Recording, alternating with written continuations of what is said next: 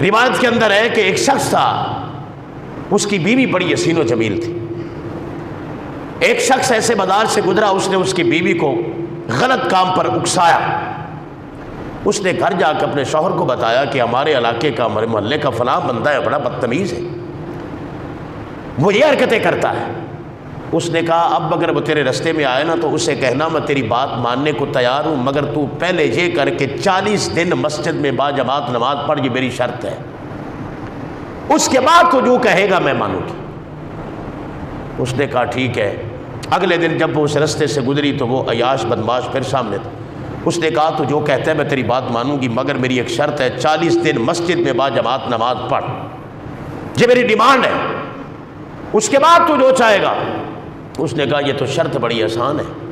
اس نے جایا کرے مسجد میں وضو کر کے نماز کے لیے کھڑا ہو جائے، وضو کر کے نماز کھڑا ہو جائے۔ 40 دن جب پورے ہو گئے، پھر وہ اس رستے سے گزرا تو خاتون نے خود اس کو بلایا۔ اس نے کہا بس بی بی اب نہیں۔ کہا وجہ؟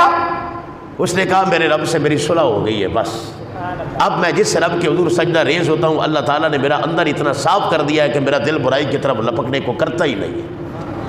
یہ دیکھ لیں لوگوں کے طریقے اصلاح کے اس طرح کے بھی ہوتے ہیں، ورنہ بندہ سیکھ پا ہو سکتا تھا، اس کے دست و گریباں ہو سکتا تھا، اور 100 معاملات ہو سکتے ہیں، مگر اس نے کیسے اس بندے کی ڈگر کو موڑا اور کہا کہ تو 40 دن مسجد میں نماز پڑھ۔